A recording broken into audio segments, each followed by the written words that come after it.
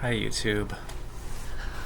I'm here talking to you after I had one of the most important, scary, and sad conversations of my life because my partner um, is making plans to,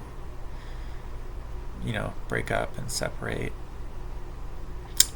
There's some chance that if I can prove to her over the next few months that I am going to change, that I have changed, that I won't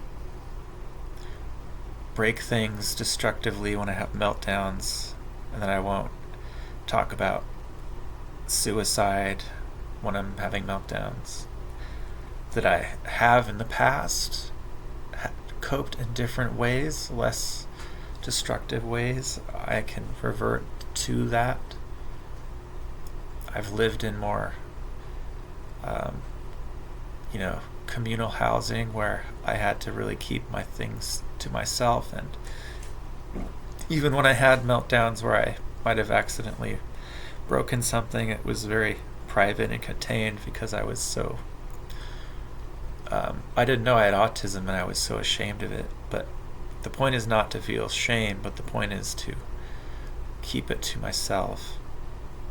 And this is the first time that I've really lived with just one other person, and it feels like my home. And so over the last few years, I let it all hang out too much, and my meltdowns got worse, and I started screaming at home and breaking things, and I really seriously didn't want to. It was always a huge bummer.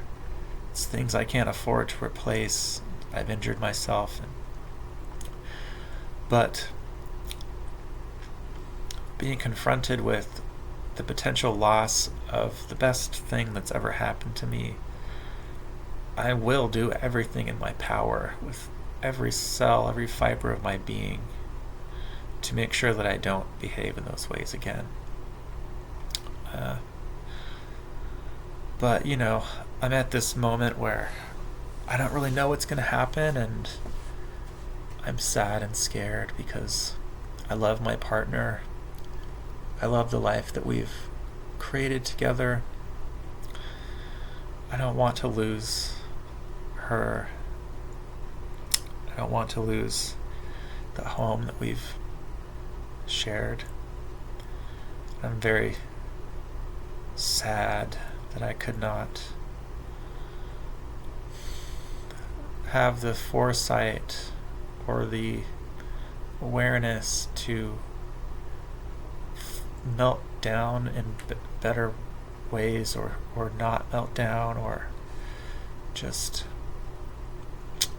I understand I've been very, very difficult to live with and be around.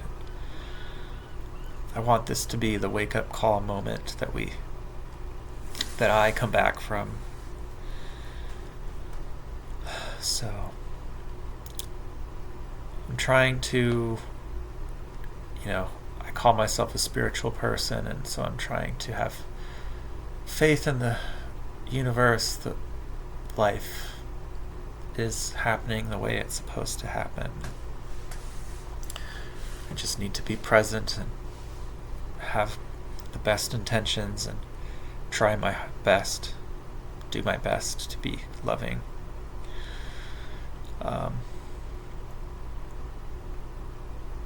And my partner has a really good, healthy perspective. Like, she wants to pay more of the rent over the next couple of months so that I can save up for a first and last month's rent somewhere if it turns out that I can't be a livable roommate or partner. And this is all just so heavy. I don't want to cry, but I also do. I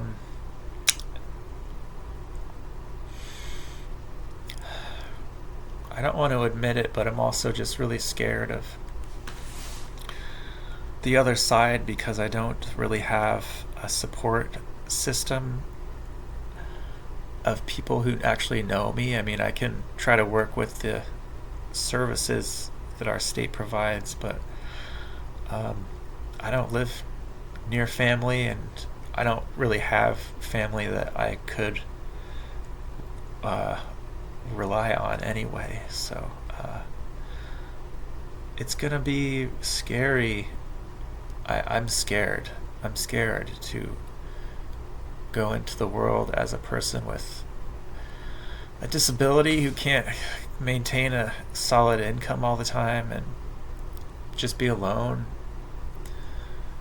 and relying on whatever I can find to stay off the streets. Obviously, I'm in a very lucky position. I have a partner who wants to help make sure that I don't end up in that situation, but she also said she would hold on to my cat for a while if need be until I could take him back. So that's good. But my heart is aching. My heart is breaking. I can't believe I've done this. I believe that it's like a nightmare. If you've ever had a nightmare where you do something that, you have to go to jail or something. I used to have those growing up, where something would happen and that was it. I was going to go to jail. My life was over. No undos. And this kind of feels like that. So I'm just going to try to focus on myself and taking care of business and being well, but I'm very sad. I'm very, very sad and scared. So I hope you're doing well, though, wherever you are, whoever you are, whenever you see this. Thanks for being here. I appreciate your time and attention. I'll see you in the next video.